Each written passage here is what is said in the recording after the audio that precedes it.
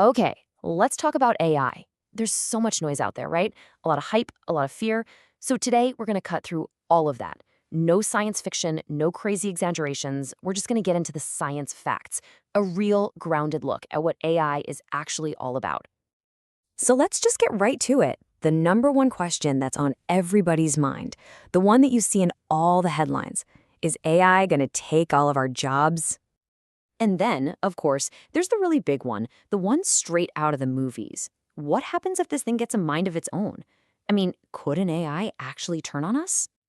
Look, these are massive questions, right? But the real answers often get buried under all that hype. So that's what we're here to do. We're going to peel back the layers and separate what's real from what's just science fiction. Let's start with that first big myth. First up, let's tackle the thing that feels the most immediate for a lot of us. This idea that AI is going to trigger some kind of job apocalypse. Okay, so let's be real for a second. AI is incredibly good at handling repetitive, predictable work. So yeah, things like mindless data entry, answering the same 5 customer questions over and over, writing up routine reports, or cranking out simple bits of code, those tasks are definitely going to shrink. No doubt about it. But here's the key thing to remember, and it's super important. AI automates tasks. It doesn't automate entire jobs. Think about it. A paralegal does way more than just documentation. A coder does a lot more than just write simple functions. So this is the real change we're going to see. Professionals aren't going to be replaced, they're going to be supercharged. An engineer with an AI copilot can design things 10 times faster. A doctor can sift through patient data in seconds instead of hours. You know, it's kind of like how computers didn't get rid of offices, they just got rid of tons of paperwork. AI is going to do the same thing. It'll handle the boring stuff, and that frees us up to be more creative and strategic. And we can't forget that these big tech revolutions always create whole new industries. I mean, we're already seeing this huge demand for jobs that basically didn't exist 10 years ago. People who design these AI systems, people who secure them. The world of work is definitely going to change just like it always has. But it's not going to end. Okay, so as our jobs evolve, that brings up another really big concern. Will these incredibly powerful tools just make the rich richer and make global inequality even worse?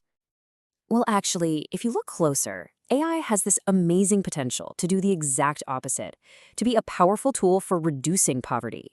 Just imagine an AI doctor on a basic smartphone in a remote village, or a personalized AI tutor for every kid who has an internet connection. It can break down language barriers, help a small shop owner market their goods. The possibilities to lift people up are just immense. But, and this is a huge but, this better future isn't a guarantee. It's not just going to happen on its own. All these amazing benefits from AI, we'll only see them if people have the skills and, just as importantly, the access to use these new tools. The tech alone isn't the solution. So to make it work, the path forward is actually pretty clear. We need governments and companies to step up. We're talking about accessible training, making sure internet isn't a luxury, and creating big national programs to get the whole workforce up to speed. If we get this right, AI could be the single fastest poverty reduction tool in human history. All right, now for the big one, the ultimate sci-fi nightmare we all know and love. The conscious AI that wakes up one day and decides humanity is canceled. The rise of the machines. So before we get too carried away, let's just pump the brakes and look at a realistic timeline. Right now, and for the rest of this decade, we're solidly in the era of AI assistants. Think copilots, where a human is always in charge. Then, maybe in the 2030s, we'll see more semi-autonomous systems in areas like logistics. But anything approaching AI's full potential, especially in robotics, we're likely talking 2040s, maybe 2050s. A truly conscious, human-like AI, that's probably decades and decades away, if it's even possible at all. But here's a really interesting thought. Even if we could build an AI as smart as a human, would it even act like us? The technical answer is probably not. Our brains are the result of millions of years of messy evolution. Our ego, our survival instincts, aggression, that's all part of our biological baggage. An AI, on the other hand, would be engineered. We could design it to have intelligence without all those dangerous evolutionary glitches. This quote just says it all perfectly.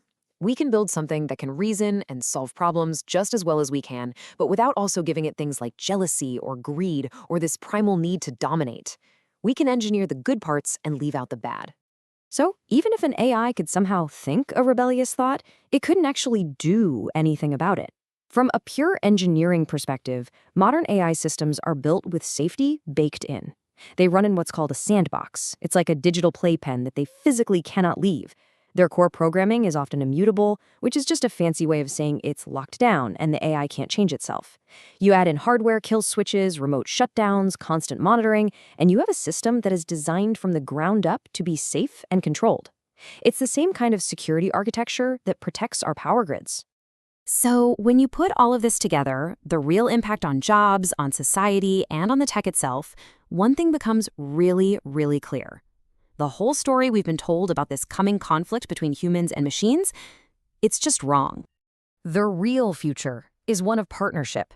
It's a future where AI is this unbelievably powerful tool that makes us better, helps us solve some of our biggest problems, and opens up doors we haven't even thought of yet, all while staying firmly under our control.